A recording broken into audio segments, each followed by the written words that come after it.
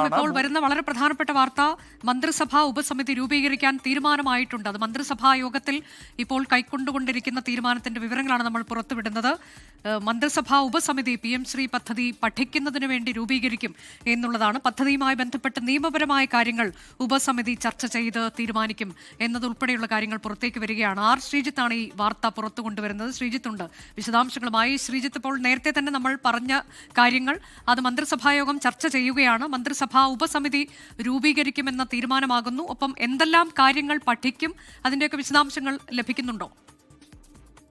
അനുജ, മന്ത്രിസഭായോഗം കൈക്കൊള്ളാൻ പോകുന്നത് രണ്ട് പ്രധാനപ്പെട്ട തീരുമാനങ്ങളാണ്.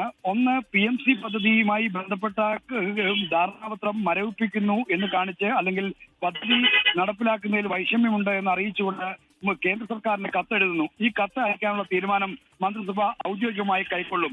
മറ്റൊന്ന്, മന്ത്രിസഭ കൈക്കൊള്ളുന്ന തീരുമാനം ഈ PMC പദ്ധതി നടപ്പിലാക്കുമ്പോൾ അത് ദേശീയ വിദ്യാഭ്യാസ നയം അടക്കമുള്ള കാര്യങ്ങളിലെ മറ്റ് അജണ്ടകൾ കടന്നു വരാതിരിക്കാൻ എന്തൊക്കെ കാര്യങ്ങൾ ചെയ്യാം എന്നതിനെ പറ്റി പഠിക്കാനായി ഒരു മന്ത്രിസഭാ ഉപസമിതി രൂപീകരിക്കും. ഈ ഉപസമിതി കേവലം ഈ വർഗീയ അജണ്ടകൾ കടന്നു വരാതിരിക്കാനുള്ള ജാഗ്രത പാലിക്കുന്ന കാര്യങ്ങൾ മാത്രമല്ല ചർച്ച ചെയ്യുക, മറിച്ച് ഇതിന്റെ നിയമപരമായ വശം, ഈ പദ്ധതി നടപ്പിലാക്കുമ്പോൾ ഉണ്ടാകാൻ പോകുന്ന സാങ്കേതികമായ വൈഷമ്യങ്ങൾ, നിയമപരമായ തടസ്സങ്ങൾ, ഇത്തരം കാര്യങ്ങൾ കൂടി മന്ത്രിസഭാ ഉപസമിതി പരിശോധിക്കും. അതിന്റെ മന്ത്രിസഭാ ഉപസമിതിയുടെ തീരുമാനം അനുസരിച്ചായിരിക്കും പോവുക. മന്ത്രിസഭാ ഉപസമിതിയിൽ CPI പ്രതികരിച്ച് റവന്യൂ മന്ത്രി K. രാജൻ അംഗമായിരിക്കുമെന്നാണ് ഇപ്പോൾ ലഭ്യമാകുന്ന വിവരം. ഇതോടൊപ്പം തന്നെ ഈ തീരുമാനങ്ങൾ മുഖ്യമന്ത്രി പ്രഖ്യാപിക്കണം. ഈ മൂന്ന് തീരുമാനങ്ങളാണ് മന്ത്രിസഭാ യോഗത്തിലേക്ക് വരാൻ പോകുന്നത്. മുഖ്യമന്ത്രി വാർത്താ സമ്മേളനം നടത്തുമെന്ന് ഇതിനകം തന്നെ പുറത്തു വന്നു കഴിഞ്ഞു. ഉപസമിതിയുടെ കാര്യത്തിലും കത്തയക്കുന്ന കാര്യത്തിലുമുള്ള ഔപചാരികമായ തീരുമാനം മന്ത്രിസഭാ യോഗത്തിൽ നിന്ന് ഉടൻ ഉണ്ടാകും.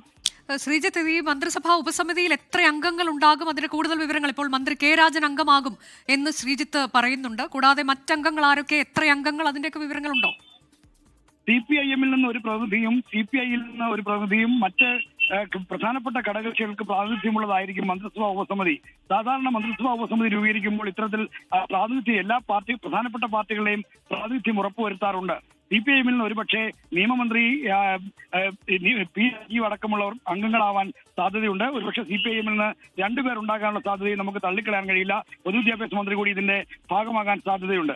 എന്തായാലും മന്ത്രിസഭാ ഉപസമിതിയിൽ എല്ലാ പ്രധാനപ്പെട്ട മന്ത്രിസഭാ പ്രാതിനിധ്യമുള്ള പാർട്ടികളുടെയും പ്രാതിനിധ്യം ഉണ്ടാകുമെന്ന് ഉറപ്പാണ്. ശ്രീജിത്ത്, ഇതിൽ ഒരു പ്രധാനപ്പെട്ട കാര്യം CPI ആവശ്യപ്പെട്ടുകൊണ്ടിരുന്നത് ഈ കരാറിൽ നിന്ന് പിന്മാറണം എന്നുള്ളതാണല്ലോ. പക്ഷേ പിന്മാറാതെ തന്നെ ഇതുമായി മുന്നോട്ട് പോകുന്നതിനെ കുറിച്ച് ഒരു ആലോചനയുണ്ട് എന്നല്ലേ നമ്മൾ മനസ്സിലാക്കേണ്ടത്? അങ്ങനെയെങ്കിൽ അതിൽ നിയമപരമായ കാര്യങ്ങൾ എന്തൊക്കെയാണ്? നേരത്തെ ശ്രീജിത്ത് പറഞ്ഞതുപോലെ ഇതിൽ ദേശീയ വിദ്യാഭ്യാസ നയം നടപ്പിലാക്കുമ്പോൾ അതിൽ വർഗീയ കാര്യങ്ങൾ കടന്നു വരാതെ എങ്ങനെ നടപ്പാക്കാം എന്ന ചിന്തകളിലേക്ക് പോകാം. അതിന് CPI അനുകൂലമായി തീരുമാനം അറിയിക്കുന്നുണ്ടോ? അനുജ, ഈ വർഗീയ അജണ്ടയുള്ള PMC പദ്ധതിയിൽ നിന്ന് പിന്മാറണം എന്ന് തന്നെയാണ് CPI ആവശ്യപ്പെട്ടത്. മാത്രമല്ല, സർക്കാരിനും അങ്ങനെ സർക്കാരിന് മുന്നിലും ആവശ്യം വന്നിട്ടുണ്ട്.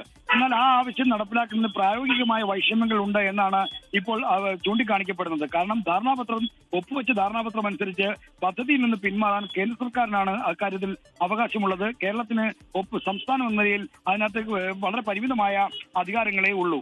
അപ്പോൾ കേന്ദ്ര സർക്കാർ മുന്നോട്ട് വെക്കുന്ന അജണ്ടകൾ നടപ്പിലാക്കാതിരിക്കാനുള്ള ജാഗ്രത പാലിക്കലും അതിനുള്ള നടപടി സ്വീകരിക്കലുമാണ് പിന്നീടുള്ള സമവായ മാർഗം. ആ മാർഗമാണ് ഇപ്പോൾ CPIയുടെ നിർദ്ദേശപ്രകാരം സർക്കാർ തീരുമാനിക്കാൻ പോകുന്നത്.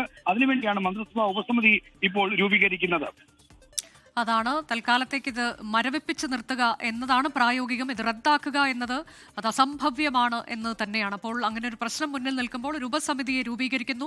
ആ ഉപസമിതി ചർച്ച ചെയ്ത് കാര്യങ്ങൾ തീരുമാനിക്കും, പഠിക്കും. ഈ വിഷയത്തെക്കുറിച്ച് എങ്ങനെയാണ് ദേശീയ വിദ്യാഭ്യാസ നയം നടപ്പാക്കാതിരിക്കാൻ സാധിക്കുന്നത്, ഇനി ഈ പദ്ധതി നടപ്പാക്കുകയാണെങ്കിൽ തന്നെയും അതിൽ വർഗീയ അംശങ്ങൾ കടന്നു വരാതെ എങ്ങനെ നോക്കാൻ സാധിക്കും എന്നതിലേക്കുള്ളൊരു പഠനത്തിലേക്ക്, വിശദമായ പഠനത്തിലേക്ക് പോകണം എന്നുള്ളത് കൂടി കണക്കിലെടുത്താണ് ഒരു മന്ത്രിസഭാ ഉപസമിതി രൂപീകരിക്കുന്നത്. അതിൽ പ്രധാനമായി K. രാജൻ അംഗമാകുമെന്ന സൂചന പുറത്തുവരുന്നു. CPIയെ പ്രതിനിധീകരിച്ച്, ഒപ്പം തന്നെ CPIMന്റെ പ്രതിനിധിയായി നിയമമന്ത്രിയാകും ഒരുപക്ഷെ സമിതിയിൽ അംഗമാകാൻ പോകുന്നത്. മറ്റ് പ്രധാനപ്പെട്ട കക്ഷികളുടെ പ്രതിനിധികൾ കൂടി ഈ മന്ത്രിസഭാ ഉപസമിതിയിൽ ഉണ്ടാകും എന്ന വിവരമൊക്കെയാണ് ഇപ്പോൾ പുറത്തുവരുന്നത്. ഏതായാലും ഏറ്റവും പ്രധാനപ്പെട്ട വിവരമാണ് ഇപ്പോൾ നടക്കുന്ന മന്ത്രിസഭാ യോഗത്തിൽ ഉണ്ടായിട്ടുള്ളത്. ധാരണ മരവിപ്പിക്കുന്നു, MOU മരവിപ്പിക്കുന്നു, മന്ത്രിസഭാ ഉപസമിതി രൂപീകരിക്കും. ലോകത്തെവിടെയായാലും ഏത് സമയത്തും 24 വാർത്തകളും ഓഗ്മെന്റഡ് റിയാലിറ്റി പാക്കേജുകളും എക്സ്പ്ലെയിനറുകളും വിശദമായി കാണാൻ ഞങ്ങളുടെ YouTube ചാനൽ നിങ്ങൾക്ക് സബ്സ്ക്രൈബ് ചെയ്യാം.